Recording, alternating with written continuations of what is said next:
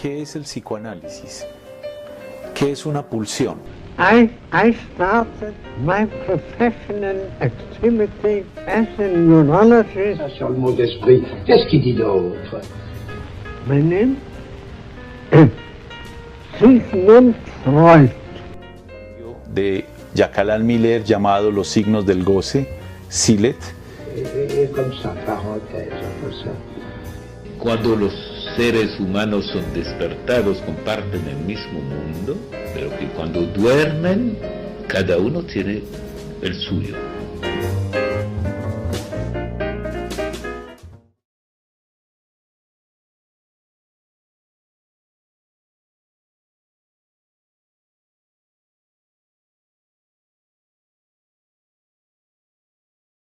Llegamos entonces a la séptima conferencia, la introducción al psicoanálisis, contenido manifiesto del sueño y pensamientos oníricos latentes.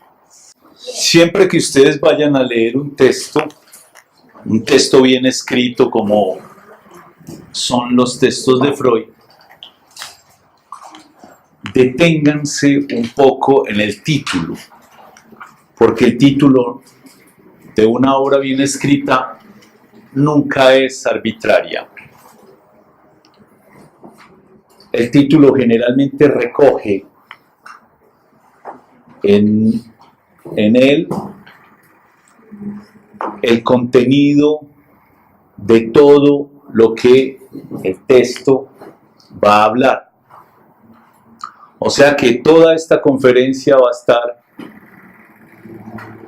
dedicada a hablar del contenido manifiesto del sueño y los pensamientos oníricos latentes. ¿Y qué es el contenido manifiesto del sueño y qué son los pensamientos oníricos latentes? Hay que detenerse a pensar eso. Primero hay una oposición entre los dos. Porque tal vez en el lenguaje coloquial ustedes ya han escuchado que una cosa es lo manifiesto y otra cosa es lo latente.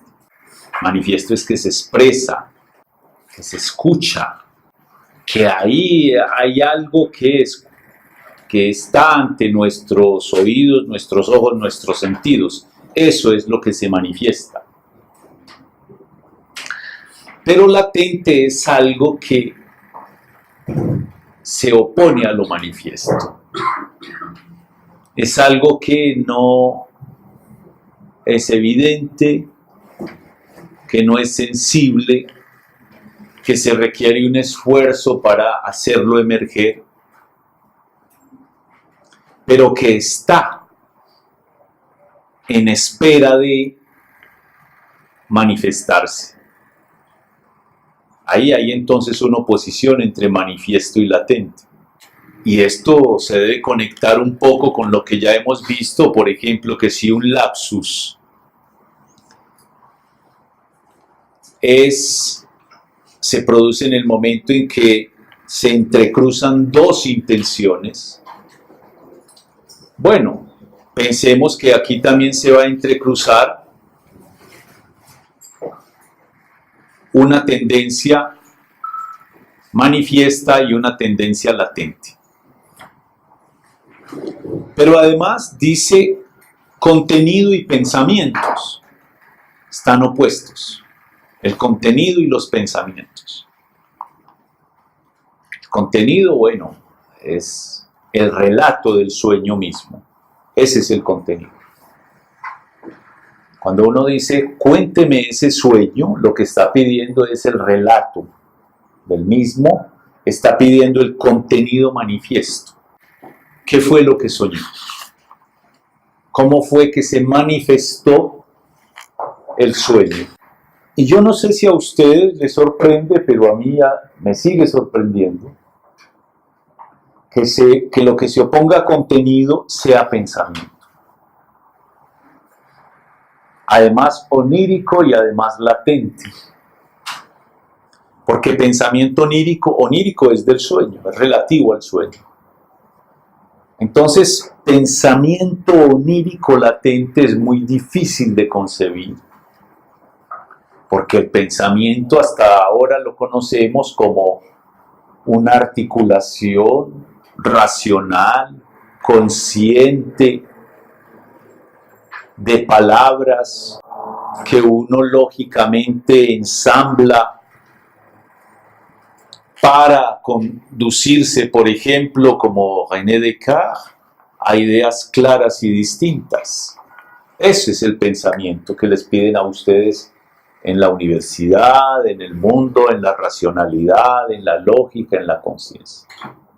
Por eso le dicen, piense antes de hablar. O quien dice, articule sus pensamientos, sea consciente de ellos, póngale una lógica, una gramática, produzca un sentido.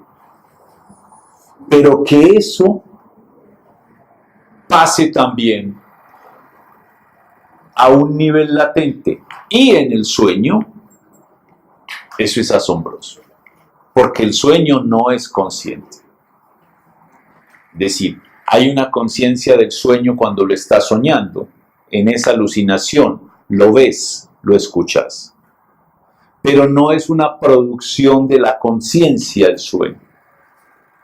Uno desde la conciencia lo que puede producir es, por ejemplo, una ficción, una fantasía diurna, un cuento, un mito, un relato, pero el sueño es una producción del inconsciente. Entonces, en cierto modo, esto quiere decir que el inconsciente piensa, que tenemos pensamientos de los que no somos conscientes, que somos hablados, pensados por el inconsciente. Eso respecto al título. Entonces retomemos un poco el hilo argumentativo en esta conferencia de Freud, que tiene su retórica. Como ustedes ven, nuestro estudio de las operaciones fallidas no ha sido vano. Gracias a esos empeños hemos adquirido, bajo las premisas que ustedes conocen, ya supone que el otro conoce las premisas, porque ha seguido sus conferencias, dos cosas. Una concepción sobre el elemento onírico y una técnica de la interpretación. Bueno, entonces propone introducir en esa oposición, en esa nomenclatura, que en vez de decir oculto, inaccesible, no genuino, se diga inconsciente, no accesible a la conciencia. Ya introdujo por primera vez en el público ese término. Nosotros en el comentario ya lo habíamos introducido, anticipado, pero fíjense que él tuvo que esperar 6 conferencias para en la 7ª decir inconsciente. Cuando entonces hay cosas inaccesibles a la conciencia del soñante, decimos inconscientes y por eso lo señala en itálicas, que es una forma tipográfica de llamar la atención sobre ese término. Y enseguida dice, inconsciente por el momento. Por el momento, es decir, que hay otro momento donde eso inconsciente puede volverse consciente. No es inconsciente para siempre. Hablando del sueño y de las operaciones fallidas, es decir, hablando de los pensamientos latentes del sueño, esos pensamientos son susceptibles de conciencia, los podemos traer a la conciencia. Y termina diciendo, el uso de la palabra inconsciente en cuanto descripción conviene y fácilmente comprensible, es inobjetable. Es inobjetable en tanto la partícula in lo opone a la conciencia. Como uno dice, inaceptable es lo que no es aceptable. Cuando uno dice incapaz, lo opone a la capacidad. Inconsciente lo opone a la conciencia. Y desde ese punto de vista es inobjetable, aunque después, por ejemplo, para Jacques Lacan, critica el término diciendo por qué tuvo que hacer un uso negativo del término. Hizo del inconsciente el negativo de la conciencia, con ese in, que es el equivalente del und en alemán. Y luego introduce una idea muy importante, porque nos está diciendo que el sueño, tomado como un todo, es un sustituto desfigurado de algo diverso, de algo inconsciente. Y la tarea de la interpretación consiste en hallar eso inconsciente. Entonces, mientras el contenido manifiesto es consciente, tanto en el momento del sueño como en el momento del relato, los pensamientos oníricos latentes serán inconscientes. Y la tarea de la interpretación será volverlos conscientes. Queda una pregunta: ¿por qué hay que interpretarlos, hacerlos? Pues es decir, ¿cómo llegaron esos pensamientos a ser inconscientes? ¿Qué es lo que hace que se desalojen de la conciencia hacia el inconsciente para que el analista tenga que hacer el esfuerzo contrario de llevar de lo inconsciente a la conciencia bajo la forma de la interpretación? ¿Qué es lo que se opone entonces al movimiento de la interpretación? Será el interrogante. Pero me parece interesante la palabra sustituto desfigurado. Podemos incluso anticipar diciendo: el contenido manifiesto del sueño es un sustituto desfigurado de un pensamiento onírico latente. Pero ¿por qué desfigurado y por qué sustituto? Un sustituto es algo que viene en lugar de otra cosa. Algo que no sabemos qué es y que en lugar de él viene otra cosa. Luego entonces el contenido manifiesto siempre será algo que sustituye. Pero ese carácter de sustitución, hablando de fenómenos del lenguaje, se llama metáfora. Una metáfora es una cosa que viene en lugar de otra. Reclamo ya no, reclamo no, brote de voz libre, sea la naturaleza de tu grito. En verdad gritarías puramente como el pájaro cuando la estación, la ascendente, lo alza, olvidado casi que es, miserando animal, y no solo un corazón aislado que ella arroja a lo desespero, a lo despejado, al íntimo cielo. Como el pájaro, reclamarías tú seguramente no menos, para que aún invisible de ti se enterara la amiga, la de silenciosa quietud, en la que una respuesta lentamente despierta, etcétera, etcétera. Aquí está hablando del grito de un pájaro en una estación ascendente que lo alza, olvidando casi que es miserando animal. Hasta ahí nos está hablando de un pájaro que grita. Pero enseguida dice: y no solo un corazón aislado. Es decir, que en las primeras partes nos está hablando de un pájaro, pero en realidad ese pájaro que grita es el sustituto de un corazón. No dice directamente: mi corazón grita, empezando porque ningún corazón grita. Ya eso es metáfora. Decir que el corazón grito es metáfora de un hombre que grita desde sus emociones. El corazón mismo Es una metáfora del amor, de la sensación, de la desesperación, de la pasión, del pathos griego.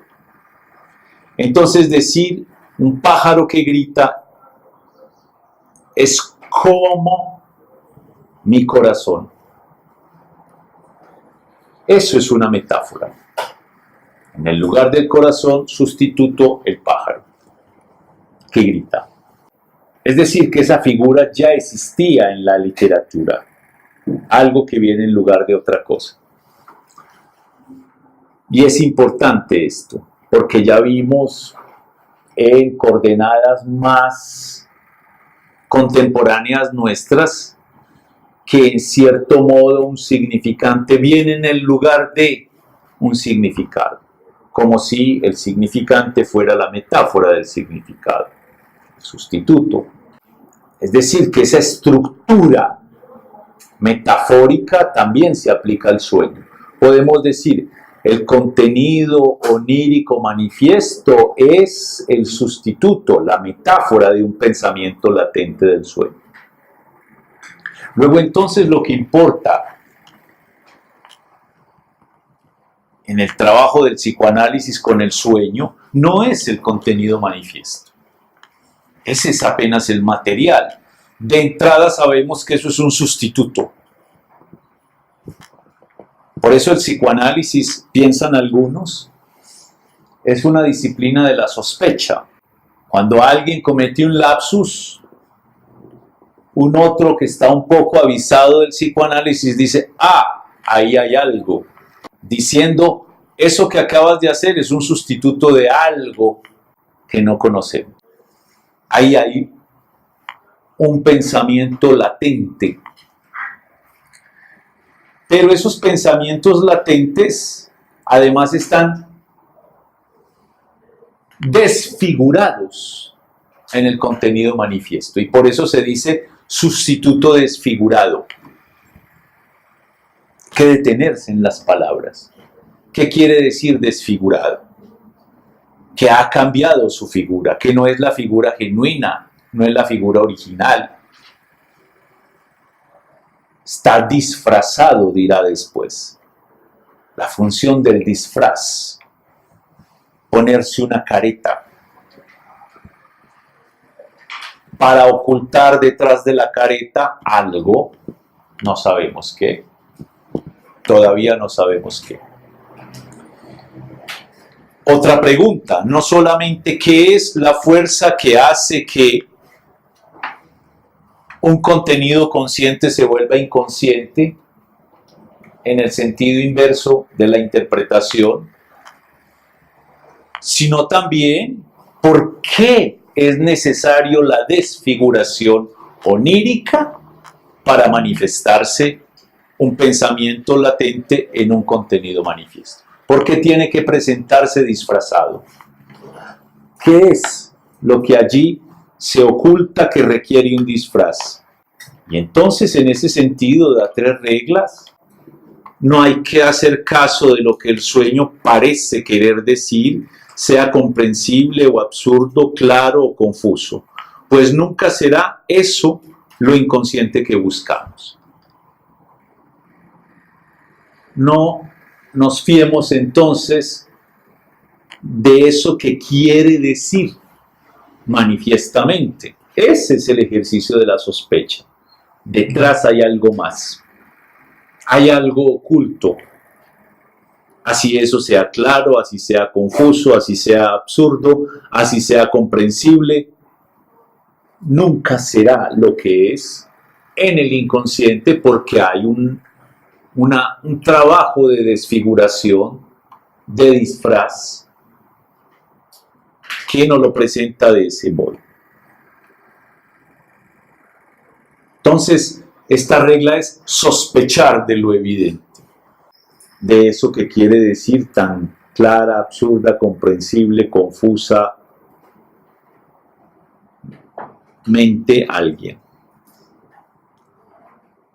2, hay que limitar el trabajo a evocar para cada elemento las representaciones sustitutivas sin reflexionar sobre ellas, sin examinarlas para averiguar si contienen algo pertinente, sin hacer caso de cuán lejos nos lleven del elemento onírico. Entonces fíjese que aquí hay una cosa interesante. Se trata de evocar. Evocar. ¿Qué te evoca? ¿Qué se te ocurre con este elemento y este otro elemento y este otro elemento? Cuando uno dice que te evoca, quiere decir lo que acabas de decir por sí mismo no es tan evidente. Dime algo más. Dime algo más. ¿Qué te evoca este elemento del sueño? ¿Qué se te ocurre? Recuerden que cuando estábamos trabajando el lapsus decía que lo esencial son los nexos asociativos. Cuando a alguien le pregunta entonces, ¿qué te evoca? Es qué nexos asociativos se te ocurren de más sobre este elemento aislado, un punto, otro punto, otro punto. En otro lugar lo dirá. Pero generalmente cuando a uno le cuentan un sueño en un análisis, a veces son sueños largos, de muchos detalles, prolíficos. Hay gente así, que le gusta mucho el detalle, el barroco en lo que relata y quiere ser exhaustivo, incluso los escribe, tiene un diario de sueños. No sirve de nada un diario de sueños así. Porque, primera regla, lo que quiere decir no es evidente. Siempre eso es sustituto de otra cosa. Se aísla. Generalmente uno pregunta, siguiendo a Freud, ¿qué es lo que te parece más absurdo de ese sueño? ¿Lo que te parece más raro? ¿Por qué? Porque el pensamiento consciente quiere el sentido, quiere la lógica, quiere la coherencia. Entonces, cuando hay un punto incoherente, raro, extraordinario, estrambótico, ilógico, ahí es donde hay, por ejemplo, que detenerse y pedir, sí. Y respecto a eso, ¿qué se te ocurre? Porque ahí hay un punto que no corresponde a la forma de funcionamiento de la conciencia y puede ser que ahí esté el disfraz de lo inconsciente. Y 3, esperar hasta que lo inconsciente oculto buscado se instale por sí solo. Eso es lindo, porque fíjese que no es forzar al otro a que acepte una interpretación que corresponda a una ocurrencia del analista. Si yo, por ejemplo, pienso que todo el que sueña con una culebra es un enredo, y el otro me está contando que iba por el Amazonas cuando de pronto descubrió que se movía en el agua al lado de su canoa un largo elemento y surgió la anaconda. Usted dice, un enredo. Perdió el año. Porque eso quería decir que estoy sugestionando con mi interpretación anticipada, nacida de un prejuicio, que es, por ejemplo, que me leí el libro en el cual la serpiente era igual al enredo. Y no estoy escuchando que él no dijo serpiente, sino que dijo anaconda. Ah, pero es que una anaconda es una serpiente, claro, en el pensamiento consciente, pero eso no es evidente. Sino que yo me detengo y le digo, ¿y qué se te ocurre con anaconda? Entonces ya él dice, anaconda, sí, claro, es una película colombiana. No me ha hablado del enredo, me está hablando de película colombiana. Pero es que anaconda me recuerda un chiste en el cual una novia que tuve le decían anaconda porque se llamaba Ana.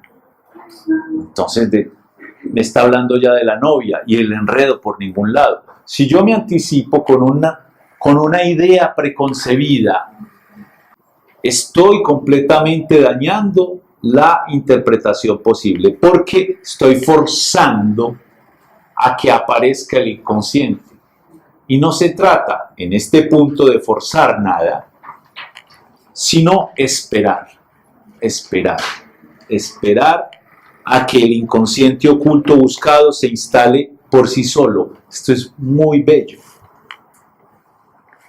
porque es completamente diferente a la conversación corriente. En la conversación corriente la gente no espera a que uno termine la frase, sino que cree que ya sabe lo que el otro le va a decir y le interrumpe. Por eso es tan difícil en la conversación contar cosas. Ve, imagínate que le dice una persona a otra, hoy casi que me veo con esa persona, pero no pude verme porque pues ya llevamos conversando como 6 meses, pero me dio mucho susto. Ay, a mí me pasó igual. Imagínate que me metí a Tinder y entonces sí, y ya no dejo hablar al otro. No lo dejó hablar, es decir, no lo escuchó,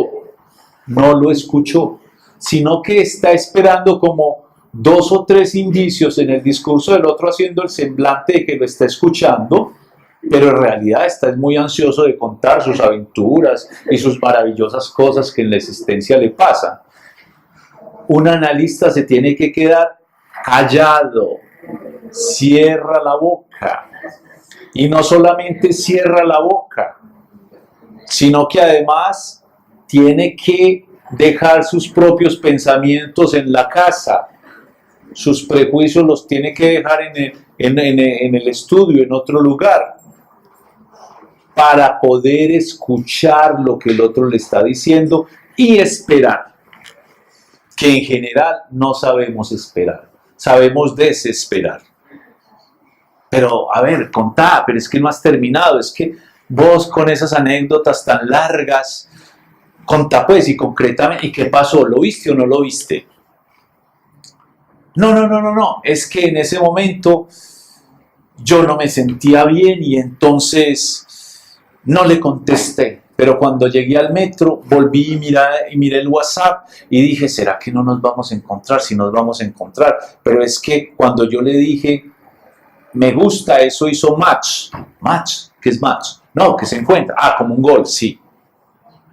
Continúe.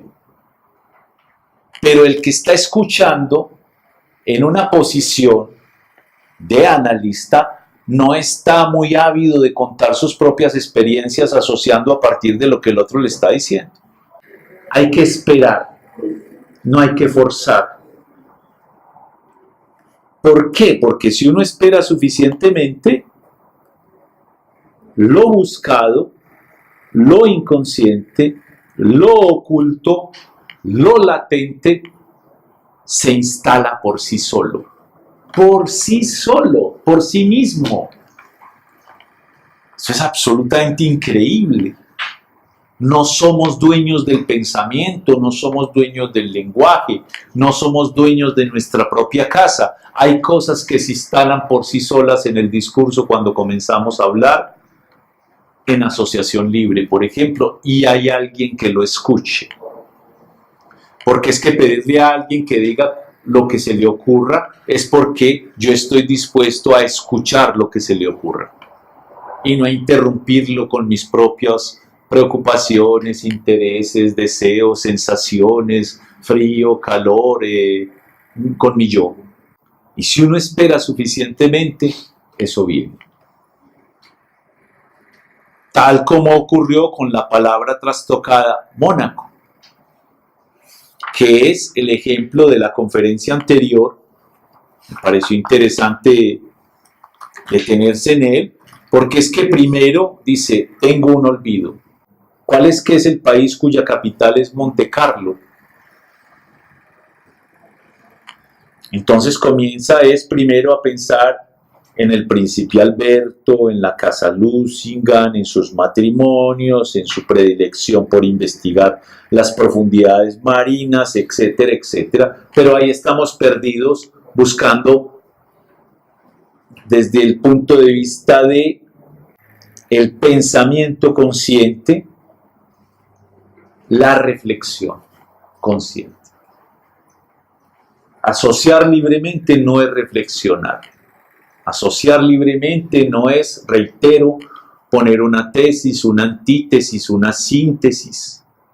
No es premisa 1, premisa 2, luego entonces conclusión 3. Eso es lógica, eso es dialéctica. Esa es la reflexión, eso es metódico, es consciente. Pero asociar libremente es otra cosa. Por eso él dice, abandono la reflexión y dejo que se me ocurran nombres sustitutivos, otra vez sustitutivos, es decir, las asociaciones también son sustitutivos deformados,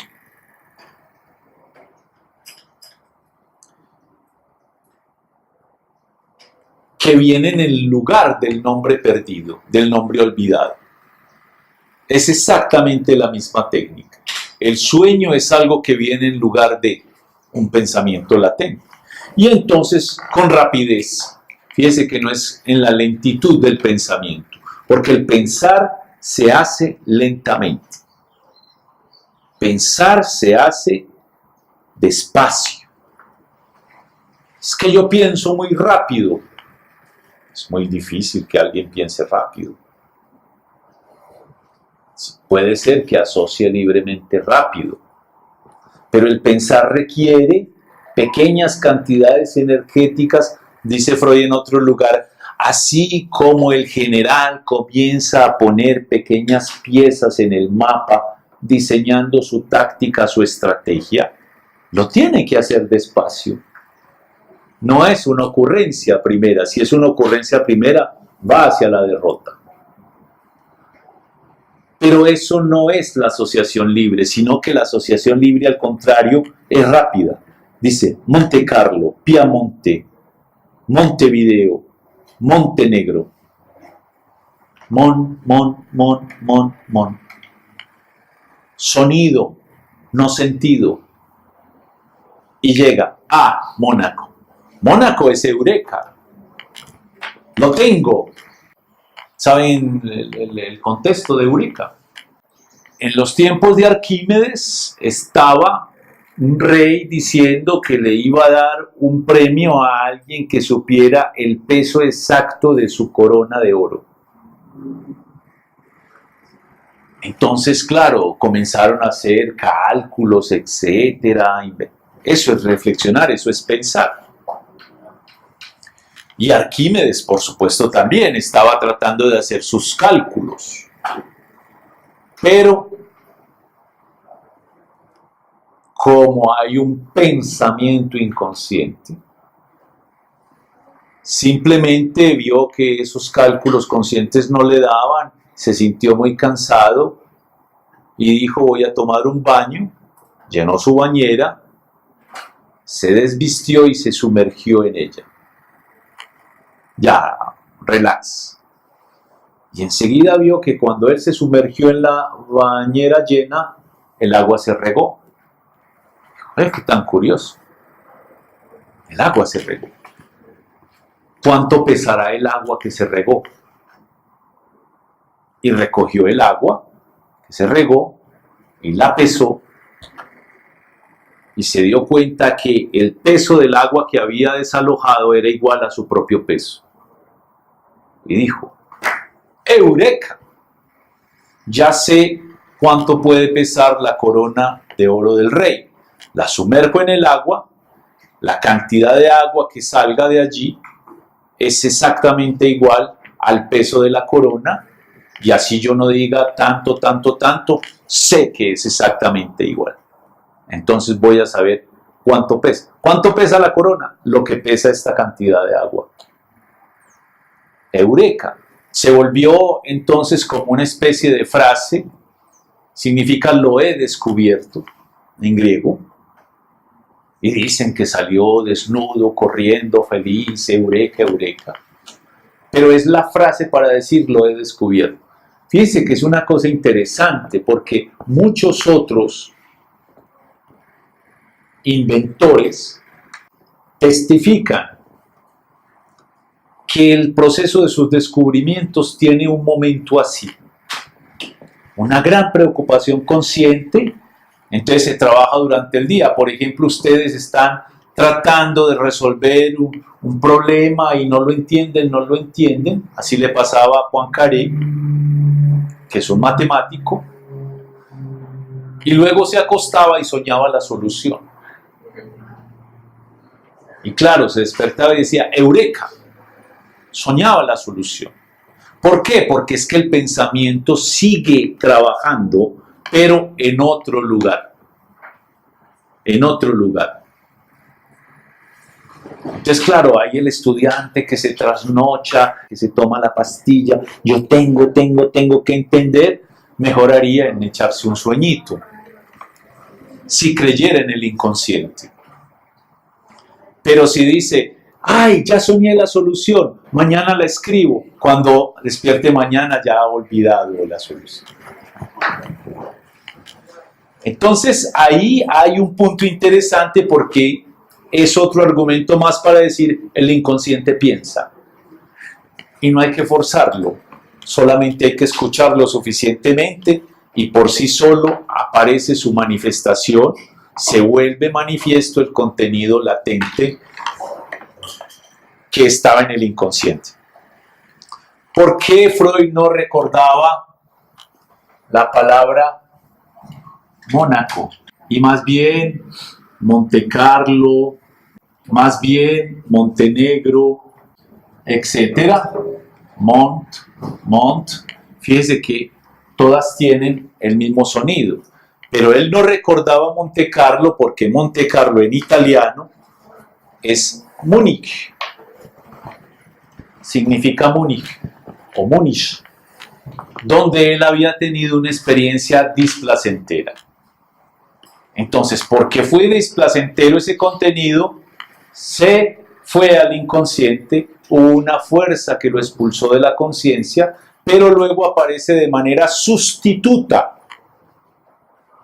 en la conciencia como Montenegro, Monte Carlo, etcétera, etcétera. Tuvo que disfrazarse, sustituirse para poder pasar al otro lado. Todavía no sabemos por qué la deformación, pero la encontramos en la página 105 cuando dice: en lugar de enfadarnos por la desobediencia del soñante, podemos aprovechar estas experiencias a fin de aprender de ellas algo nuevo, algo que es tanto más importante cuanto menos estábamos preparados a encontrar. Comprendemos que el trabajo de la interpretación del sueño se cumple en contra de una resistencia, y lo pone en itálicas. Resistencia.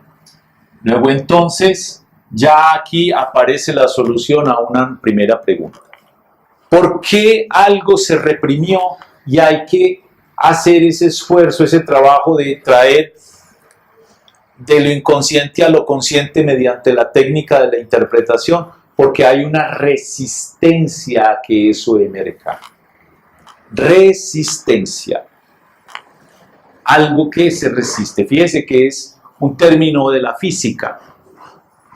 Hay un movimiento en una dirección y hay otro en la dirección contraria que se llama resistencia. Resistencia. Pero fíjese que lo inconsciente aspira a volverse consciente. Se esfuerza. No lo logra de manera franca. Entonces, ¿qué hace? Se disfraza. Se expresa parcialmente. Parcialmente en la conciencia con el mon, que se reitera, que se repite, que vuelve de nuevo. Por sí mismo mon no significa nada. Pero nos damos cuenta que ese es el contenido manifiesto, la expresión parcial de algo que lucha por emerger a la conciencia.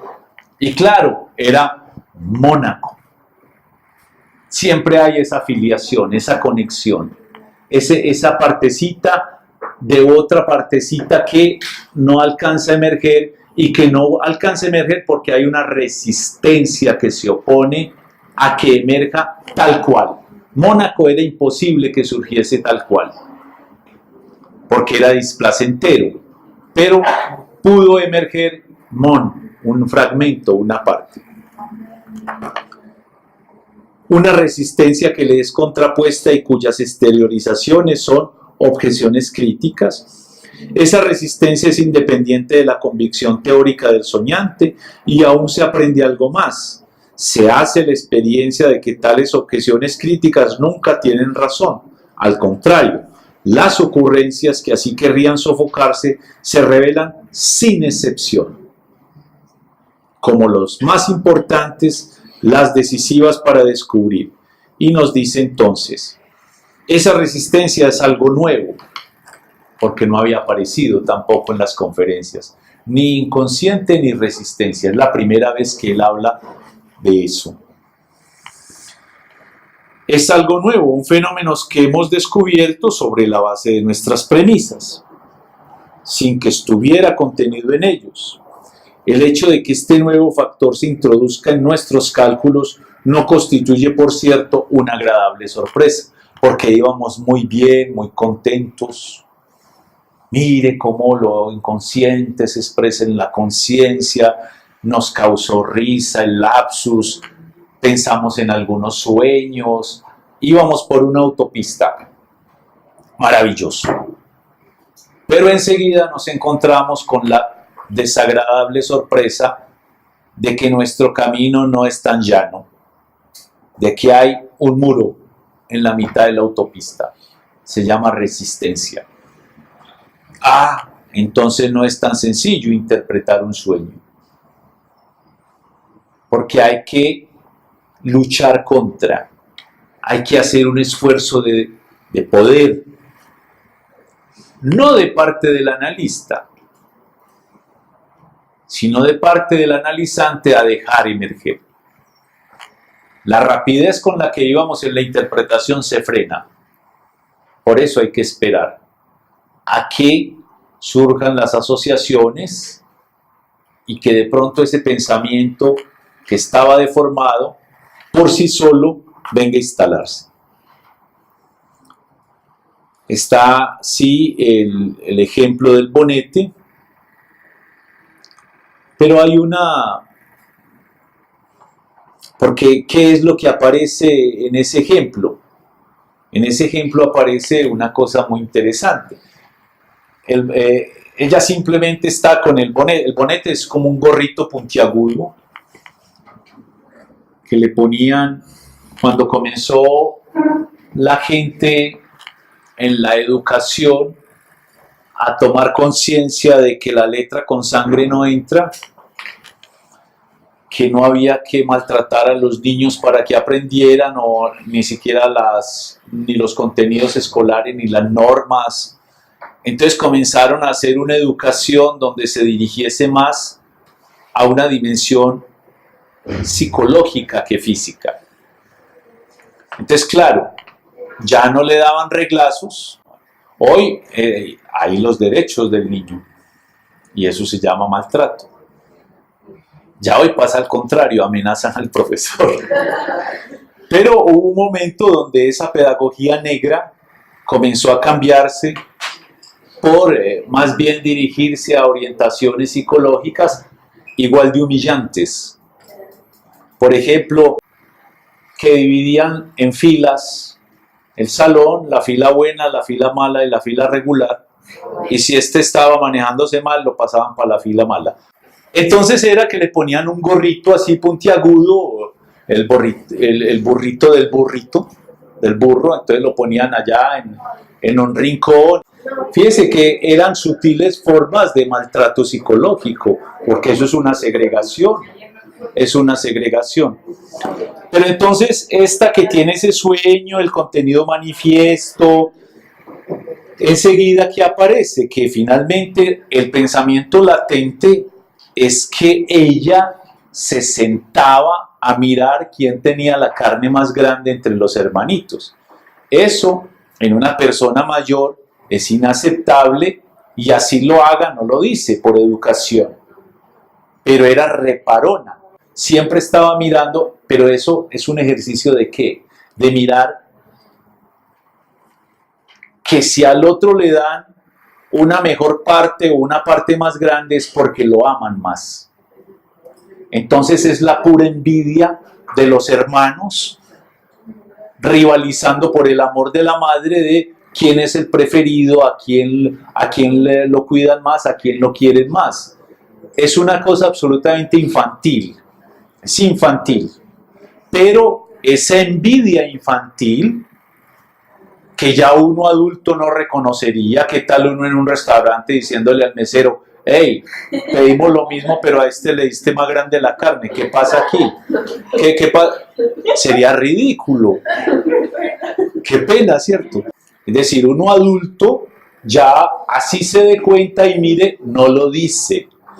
Y no lo dice porque hay unas normas sociales de mesa, etcétera, que reprimen, que es otro término que Freud no ha utilizado, reprime el contenido. Por ejemplo, esta chica reprimió, yo debería ser la que tuviese el alimento mejor. Eso lo pensó, pero lo ocultó.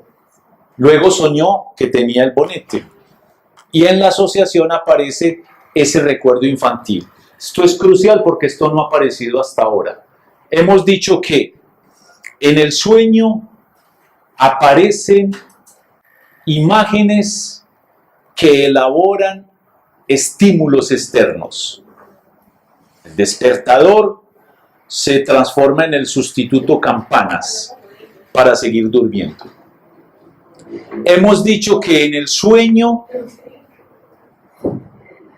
también, hoy lo está diciendo Freud en el texto, aparece un elemento infantil. Infantil. Siempre en todo sueño hay un elemento infantil. El elemento infantil aquí era que ella miraba la comida de los hermanos, que es un comportamiento pues de familias. Claro, si es el hijo único, no tiene mucho con quien reparar, pero siempre encuentra por ahí ya en la casa de la abuela que a los primitos esto lo otro. Es un sentimiento de estar en desventaja, de ser menos, de merecer más. Y es importante porque, fíjese, ¿por qué es reprimido esto? Porque eso se llama envidia. Y la envidia no es presentable en las buenas costumbres de la sociedad. La envidia, que es un sentimiento infantil, es reprimida porque no es presentable a nivel social. Pero ¿qué pasa con la envidia? Pensemos un poquito la envidia. Hay un pasaje precioso de las confesiones que dice que cuando él alguna vez vio a un niño pequeño que aún no hablaba y que miraba con los ojos inyectados de odio, dice, de envidia, a su hermanito que era amamantado en el pecho de la madre. No hablaba y ya tenía el sentimiento de que ese chico le estaba quitando algo que era de él. Una disputa. Por eso después hablaremos en psicoanálisis de lo que se llama el complejo de intrusión. Que el hermanito siempre viene a ser como un intruso, sobre todo el hermanito que le sigue. Y si hay entre más poca edad, hay entre ellos, más vívido es el sentimiento de que es un intruso.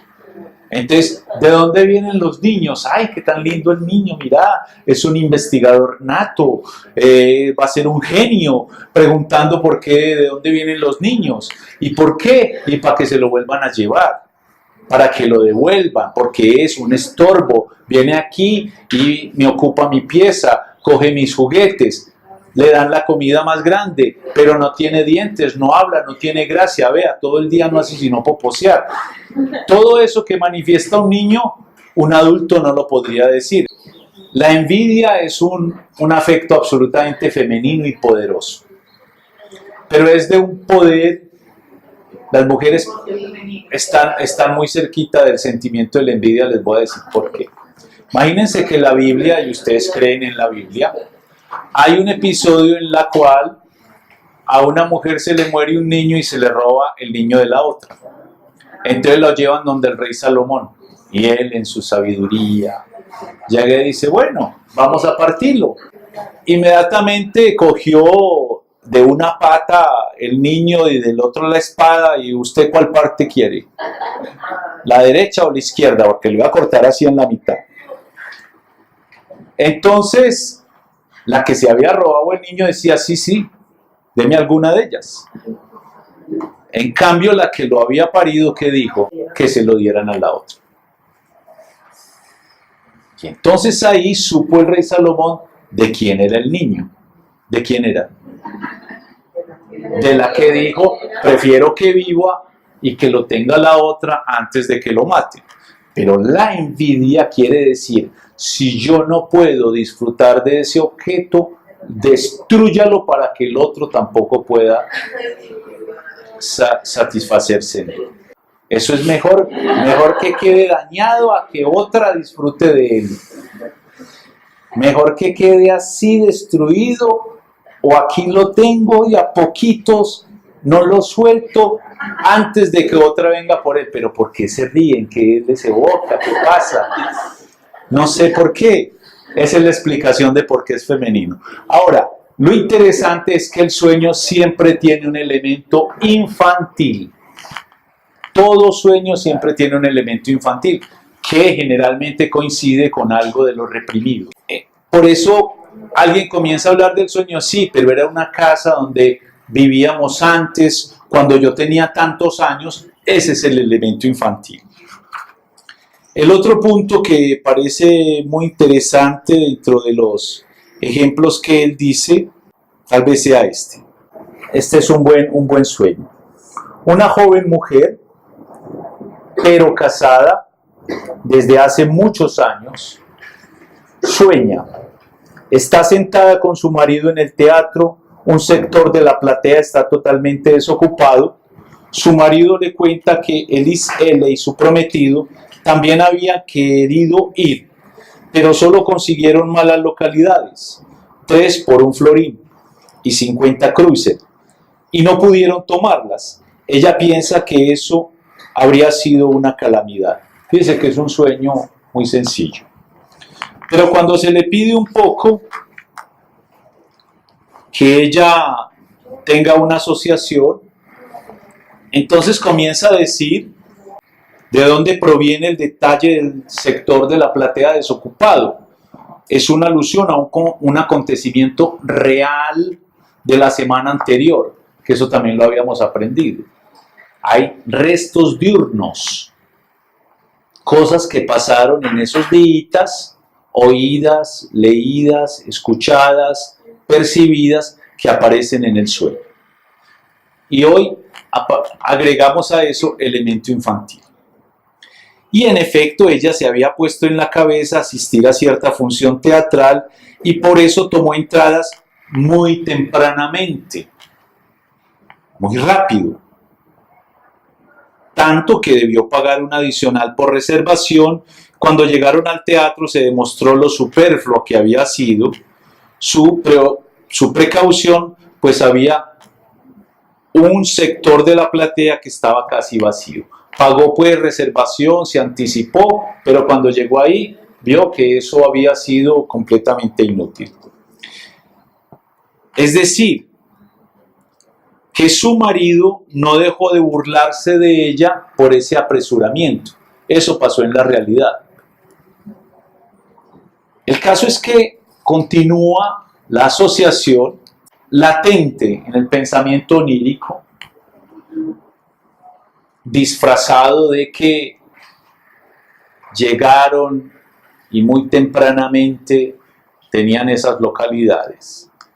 Es que en realidad ella fue la que siempre se apresuró, la que tomó muy tempranamente las decisiones, no de ir al teatro, sino de casarse. Porque recuerden que comienza diciendo una mujer joven, pero ya casada desde hace muchos años. Y porque a ella se le ocurrió que se había casado muy tempranamente y muy rápido, sabiendo que había la mitad de la platea vacía. Porque a ese teatro acudió un hombre que a ella le había gustado, le hubiera encantado tener algo con él, pero como se casó muy tempranamente, entonces no pudo.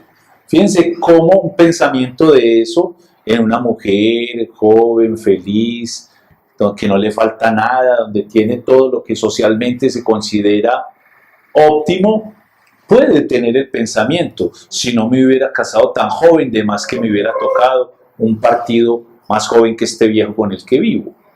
Pero ese tipo de pensamientos a un tipo tan buena persona lo hubieran herido, así él se esté burlando de ella porque se apresuró a comprar los boletos para tal. La venganza de esa burlita fue que soñó, y en la interpretación del sueño aparece ese pensamiento.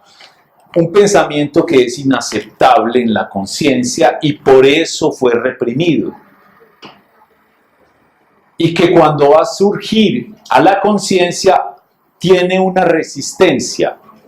¿Cuál es la resistencia? Que no sale de manera directa. Me casé demasiado joven y por eso me perdí buenos partidos. No sale, sino que tiene que deformarse, disfrazarse. ¿En qué? Llegamos a un teatro, los otros también iban a venir, pero era muy costoso y enseguida vimos que hubieran también encontrado en este lugar puesto que estaba la platea medio vacía. Esa deformación de una escena teatral en realidad lo que quería referirse era a una escena marital. Ya en adelante ella tiene que ocuparse del hecho de que mi felicidad no es tan grande como yo la pensé. No soy tan feliz en el matrimonio, según mi inconsciente está manifestando. Me casé demasiado temprano. Entonces no me puedo seguir echando el cuento de que soy la persona más feliz del mundo con el hombre más maravilloso, porque aquí hay un punto que no funciona y que ahora tengo que aceptar, y es que estoy casada con un viejo. Porque la vida no es sino una y muy cortica. Y entonces si ella realmente comienza a dejarse de echar cuentos en sí misma de que tiene todo para ser la persona más feliz, pero piensa que realmente se perdió, no digamos ni siquiera mejores partidos, sino hacer otra cosa con su vida, que tuvo que sofocar por casarse y criar los hijos. Por ejemplo, ir a la universidad.